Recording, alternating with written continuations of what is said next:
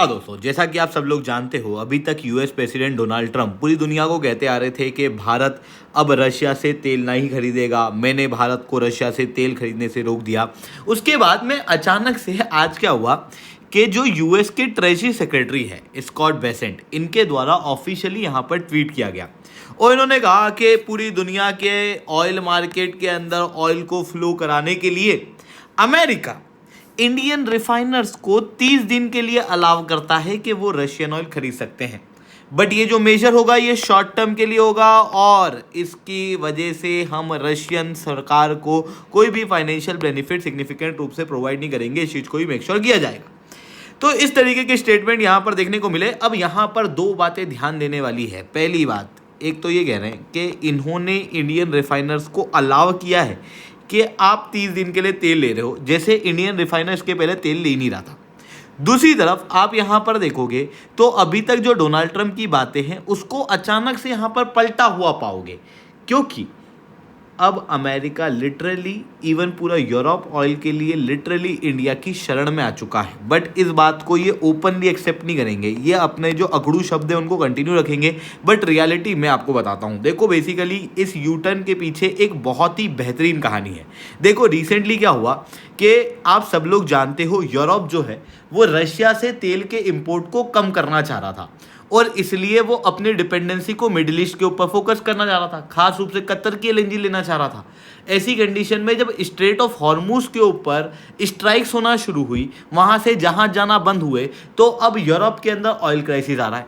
और जब ये ऑयल क्राइसिस आया तो उसी समय पर रशियन प्रेसिडेंट का एक बहुत बेहतरीन स्टेटमेंट आया। इन्होंने अपने स्टेटमेंट में क्लियरली यूरोप को और पूरे अमेरिका को एक साथ लताड़ा है। देखो, आप एक बार सुनो इन्होंने क्या कहा है। As they've just said, starting the 25th, they want to restrict Russian gas purchases, and then in 2027 they want to further restrict gas supplies from Russia. Now there are new markets that are opening up. Maybe it would make sense for us to stop our supply to the European markets right now, to turn to the markets that are emerging and to consolidate our standing on these markets. This is not about politics, but if in a month or in 2 months. तो इन्होंने इस video के अंदर clearly कहा कि देखो भाई, Europe जो है वो तो हमसे तेल लेना नहीं चाहता। अगले 2-4 साल के अंदर ये तो हमारे तेल को लेना बंद कर देंगे। तो अब रशिया भी जो है उसका लिए ये बिल्कुल सही समय है, बिल्कुल सही समय है कि अब हमको रशिया से तेल यूरोप भेजना बंद कर देना चाहिए। वहाँ से जो गैसेस हैं उसको भी भेजना बंद कर देना चाहिए। और ये ठीक उस समय पे कहा गया जब पूरे यूरोप के अंदर ऑयल क्राइसिस क्रिएट हो रहा है। न केवल यूरोप में बल्कि पूरे वर्ल्ड के अंदर ब्रेंट ऑयल जो है वो बिल्कुल आसमान छू रहा है। पाकिस्तान जैसे देशों के अंदर ऑयल क्राइसिस आ रहा है। कई सारे पेट्रोल पंप जो हैं मुल्तान वगैरह के अंदर ऑलरेडी बंद है। आप ऑलरेडी इन वीडियोस को सोशल मीडिया के ऊपर देख सकते हो। ब्रेंट ऑयल जो है वो $80 को क्रॉस कर चुका है। और ऐसी कंडीशन में अब दुनिया को ज़रूरत है रशिया के तेल की, क्योंकि अब रशिया के अलावा कोई और मेजर ऑप्शन है नहीं। रशिया ने क्लियरली कह दिया है कि मैं यूरोप और वेस्टर्न कंट्रियों को तेल नहीं दूंगा। वहीं दूसरी तरफ रशिया एग्री कर गया है कि हम इंडिया को तेल देने को तैयार हैं। इंडिया के पास में रिफाइनिंग कैपेसिटी बहुत बड़ी है। इसी वजह से यहाँ पर यूरोप जो है और इवन पूरा जो वेस्टर्न वर्ल्ड है वो इस समय पर इंडिया की शरण के अंदर है कि प्लीज़ आप रशिया से तेल लो और हमें इस ऑयल को सप्लाई करो, इन पेट्रोलियम प्रोडक्ट को सप्लाई करो। हालांकि क्लियरली इन शब्दों के अंदर नहीं कहा गया, बट इनडायरेक्टली वही शब्द जो हैं वो आपको वहाँ पर देखने को मिलेंगे। तो एग्जैक्टली यहाँ पर क्या हुआ है, क्या यहाँ पर जियोपॉलिटिक्स में बड़े चेंजेस हुए हैं? क्या भारत रशिया से तेल लेना कंटिन्यू कर सकता है? और इवन यहाँ पर जो यूएस के द्वारा कहा गया है वो बातों में कितना दम है? इन चीज़ों को डिटेल में हम लोग चर्चा करेंगे। बट उसके पहले आप लोग मेरे साथ में SRC10 टेलीग्राम ग्रुप के ऊपर जुड़ सकते हो। मेरे क्लास की अपडेट PPT PDF सब कुछ आपको यहाँ पे मिल जाएगी। UPSC CSE की तैयारी करना है, इंडिया के टॉप एजुकेटर से पढ़ना है, तो दोस्तों आप अनअकैडमी के ऊपर जुड़ सकते हो, जहाँ पर आपको कंप्रिहेंसिव UPSC CSE की तैयारी इंडिया के टॉप एजुकेटर्स के द्वारा कराई जाएगी, जहाँ पर आपको स्टडी मटेरियल मिलेगा, 1-on-1 मेंटरशिप मिलेगी, टेस्ट सीरीज मिलेगी। ये सब कुछ आपको मिलेगा मार्केट के सबसे मिनिमम रेट के अंदर। तो अगर आपको अनअकैडमी के ऊपर जुड़ना है बिल्कुल से आप जुड़ सकते हो। इसके अलावा अगर आपको अनअकैडमी की रिवीजन टेस्ट सीरीज चाहिए तो आप उसको भी ले सकते हो। कंप्रहेंसिव टेस्ट सीरीज 1999 के अंदर आपको अवेलेबल कराई जा रही है। इसके अलावा PT 730 देखो 2 साल तक जो करंट अफेयर्स हैं वो जनरली UPSC के अंदर पूछे जाते हैं। अब आप लोगों ने उनके नोट्स तो बनाए होंगे नहीं, ऐसी कंडीशन में 2 साल के जो करंट अफेयर्स हैं उन सबको एक साथ नोट्स के रूप में हम लोगों ने कंपाइल किया हुआ है, ताकि आप इनको प्रॉपर रूप से प्रीलिम्स के पहले रिवीजन कर सको। और अगर आपको इन बुकलेट को डाउनलोड करना है तो आप इन QR कोड से कर सकते हो। कोड यूज़ करना है SRC10, जिसके बाद में आपको फ्री में एक्सेस हो जाएगा। चलिए दोस्तों, अब समझने का प्रयास करते हैं यहाँ पर क्या हुआ है। देखो, जब हम लोग बात करते हैं रशिया के तेल की, तो जब से रशिया यूक्रेन वॉर हुआ था उसके बाद से US के द्वारा लगातार क्रैकडाउन किया जा रहा था रशिया के तेल पे। फिर भी इंडिया जो है वो रशिया का तेल ले रहा था। इस बात को काफ़ी हाइप किया गया डोनाल्ड ट्रंप के द्वारा जब वो अपने इलेक्शन कैंपेन के दौरान में थे। और उसके बाद जब वो इलेक्शन जीते तो उन्होंने सबसे पहले इंडिया के ऊपर 50% टैरिफ लगाए। इन 50% टैरिफ में 25% टैरिफ जो है वो रशिया से ऑयल लेने की पेनल्टी थी। इतना ही नहीं, इन्होंने रोजनेफ्ट और ल्यूकॉइल जैसी कंपनियों के ऊपर डायरेक्ट सैंक्शन लगा दिए, जिसके बाद इन रशियन कंपनी से अगर इंडियन रिफाइनर तेल लेते तो इंडिया की कंपनियों के ऊपर सेकेंडरी सैंक्शन लगते। फॉर एग्जांपल, जिस तरीके से इंडिया के अंदर कुछ गैस कंपनीज हैं जिनके ऊपर सैंक्शन जो हैं वो सेकेंडरी रूप से लगाए गए थे। इतना ही नहीं दोस्तों, इन्होंने एक अलग से टास्क फोर्स भी डेवलप की थी ताकि रशिया के तेल को रोका जा सके।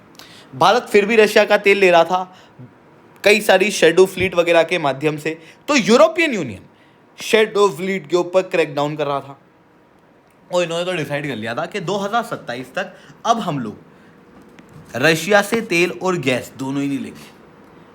इस तरीके की स्ट्रेटेजी देखने को मिल रही थी, यानी कि इंडिया रशिया के बीच में जो तेल का व्यापार था उससे पूरे वेस्टर्न वर्ल्ड को दिक्कत थी। और ये काफ़ी समय से कह रहे थे कि यार आप रशिया का तेल लेना बंद करो, जबकि भारत बार बार कह रहा था कि भाई हम रशिया का तेल लेके पूरे दुनिया के ऊपर एहसान कर रहे हैं, क्योंकि अगर हम रशिया का तेल रिफाइन करके दुनिया को नहीं बेचेंगे तो पूरी दुनिया के अंदर ऑयल क्राइसिस आ जाएगा। इस बात को अमेरिका, यूरोपियन यूनियन, UK ये लोग नहीं मान रहे थे और ये लोग अपनी डिपेंडेंसी रशिया से ख़त्म करके मिडिल ईस्ट की तरफ कर रहे थे, जहाँ से LNG वगैरह का इम्पोर्ट इनका होने वाला था। इस तरीके का प्लान था। अब अगर मैं मिडिल ईस्ट की बात करूँ तो मिडिल ईस्ट के अंदर जो ऑयल गैसेस सप्लाई करते हैं उसके अंदर आपको Qatar, Bahrain, Kuwait, Saudi Arabia, Iran, Iraq और यहाँ पर आप देखोगे तो आपको ओमान देखने को मिलेंगे। मैक्सिमम ऑयल यहाँ मिडिल ईस्ट से जो जाएगा वो आपको इस रास्ते से जाता हुआ दिखाई देगा, यानी कि यहाँ पर ये जो स्ट्रेट ऑफ हॉर्मूज है ना, यहाँ से आता हुआ दिखाई देगा। इस समय पर स्ट्रेट ऑफ हॉर्मूज के यहाँ पर काफ़ी कॉन्फ्लिक्ट बढ़ चुके हैं।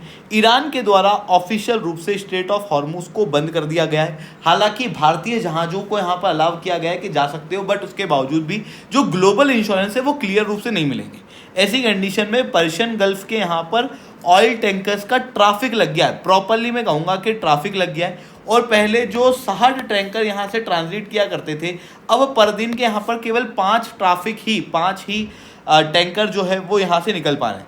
अब आप समझना कि दुनिया का जो 20 मिलियन बैरल प्रतिदिन का ऑयल है वो यहाँ पर स्ट्रेट ऑफ हॉर्मूज के अंदर रुक चुका है। और ये दुनिया का केवल 20% ऑयल नहीं है, बल्कि आपको यहाँ पर देखने को मिलेगा कि ये मेजर गैस सप्लाई है इवन यूरोपियन यूनियन की भी। इतना ही नहीं दोस्तों, इंडिया के लिए भी ये एक मेजर ऑयल सप्लाई थी जो कि यहाँ पर रुकी हुई है। अब इसकी वजह से ना यूरोप के अंदर और वेस्टर्न वर्ल्ड के अंदर क्लियर रूप से ऑयल क्राइसिस आता हुआ दिखाई दे रहा है। इस वजह से यहाँ पर US के द्वारा जो अनाउंसमेंट है वो की गई है। बट अब आपके दिमाग में सवाल आ रहा होगा कि क्या इंडिया रशिया का तेल अभी तक नहीं खरीद रहा था क्या? दोस्तों, भले ही डोनाल्ड ट्रंप के द्वारा लाख बातें कही गई हों कि इंडिया जो है वो रशिया से तेल नहीं खरीद रहा, इंडिया जो है वो रशिया से तेल नहीं खरीद रहा, बट इंडिया का रशियन ऑयल का इंपोर्ट कंटिन्यू था। बट सेकेंडरी सैंक्शन के डर की वजह से जो ऑयल इंपोर्ट है वो लगातार गिर रहा था। जुलाई 2024 में हम लोगों ने 2 मिलियन बैरल प्रतिदिन के ऑयल रशिया से इंपोर्ट किए थे। उसके बाद नवंबर 2025 में आप देखोगे तो 1.8 मिलियन बैरल प्रतिदिन के ऑयल हम लोगों ने फिर भी लिए थे। फरवरी 2026 के अंदर ये ऑयल का इंपोर्ट केवल 1 मिलियन बैरल प्रतिदिन पे आ गया था, यानी कि लगभग आधा रशियन ऑयल इंडिया जो है वो इंपोर्ट कर रहा था, क्योंकि जो रिफाइनर्स थे उन लोगों को यहाँ पर डर था कि कहीं सेकेंडरी सैंक्शंस जो हैं वो ना लग जाए। बट अभी स्थिति क्या है? अभी स्थिति ऐसी है, इंडिया के अंदर भी जो ऑयल है जितना भी हम लोगों के यहाँ पे आता है 90% हम लोग उसको इंपोर्ट करते हैं। रशिया हमारा मेजर ऑयल सप्लायर है। उसके अलावा मिडिल ईस्ट से लगभग 40% तक इंडिया का ऑयल जो है वो सप्लाई होता है। अब मिडिल ईस्ट के अंदर स्ट्रेट ऑफ हॉर्मूज के बंद होने की वजह से ये जो 40% ऑयल है इसके ऊपर खतरा बना हुआ है।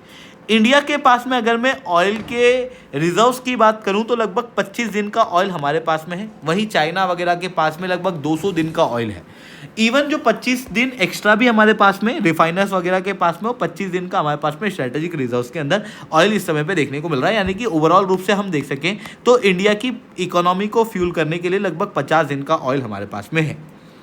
अब इंडिया को भी रशिया के ऑयल को यहाँ पर बढ़ाना पड़ेगा ताकि इंडिया के पास में प्रॉपर ऑयल के रिजर्व्स जो हैं वो क्रिएट हो सके। और इवन अगर इंडिया के पास में ऑयल की सप्लाई कम होती है तो इसकी वजह से पूरे यूरोप पे असर पड़ेगा, क्योंकि यूरोप क्या करता है, जो भारत रशिया के ऑयल को लेके और इवन दुनिया भर के ऑयल को लेके रिफाइन करता है, जिससे गैस डीजल ये सब बनते हैं, ये यूरोप के अंदर एक्सपोर्ट होता है। अगर इंडिया की मशीनरी रुक गई तो पूरा यूरोप जो है वो यहाँ पर रुक सकता है। ऐसी कंडीशन में बहुत ज़्यादा ज़रूरी था यूरोप को ऑयल को सोर्स करना। अब या तो ये रशिया से डायरेक्ट कर सकते हैं या तो ये इंडिया के थ्रू कर सकते हैं। रशिया ने तो मैंने बताया कि साफ रूप से मना कर दिया है। ऐसी कंडीशन में इंडिया के थ्रू करना ही एकमात्र ऑप्शन बचता है। इसी कारण से यहाँ पर यूनाइटेड स्टेट्स ऑफ अमेरिका ने अपनी बात पलटी है और यूनाइटेड स्टेट्स ऑफ अमेरिका कह रहा है कि 30 दिन का हम लोग वेवर दे रहे हैं। हालांकि इंडिया उसके बावजूद भी रशिया से ऑयल लेता और इवन भारत का ऑयल का इंपोर्ट बढ़ता अगर ये लोग वेवर नहीं भी देते तो। बट उसके बावजूद भी ये जो वेवर मिला है ये इंडियन रिफाइनर्स के लिए एक राहत की सांस है, क्योंकि इंडियन रिफाइनर्स को अब लग रहा था कि अगर हम लोग रशिया से तेल लेंगे तो कहीं यूरोप और अमेरिका हमारे ऊपर सेकेंडरी सैंक्शंस ना लगा दे।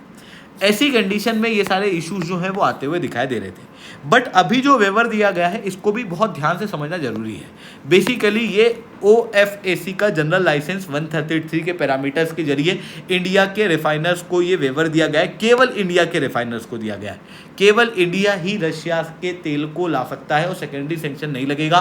उसके अलावा बाकी सारे देशों पर अगर आप पूछोगे तो सब पे लगेगा, अगर ये लोग लगाना चाहें तो। अगर नहीं लगाना चाहे तो बात ही खत्म है। अब इंडिया के ऊपर ही क्यों, तो आपको ये बात बिल्कुल से समझ में आ रही होगी, क्योंकि इंडिया की अगर रिफाइनरी बंद हो गई तो वो लिटरली पूरे वर्ल्ड के अंदर ऑयल क्राइसिस क्रिएट कर सकती है। दूसरी तरफ जो ऑयल की यहाँ पर मंजूरी दी गई है ये 5 मार्च 2026 को 12 बजे के पहले जो रशिया का ऑयल लोड हो चुका है केवल हम लोग वही वेसल यहाँ पर खरीद सकते हैं। जिसके बाद अगर आप देखोगे तो इंडिया के आसपास लगभग 20 मिलियन बैरल का ऑयल इस समय पर रशिया का घूम रहा है। इमीडिएटली जो भारतीय रिफाइनर्स हैं वो लगभग 15 मिलियन बैरल तक का ऑयल जो है वो अनसोल्ड रूप से इंडिया के अंदर लाने का यहाँ पर प्रयास जो है वो इस समय पे कर रहे हैं।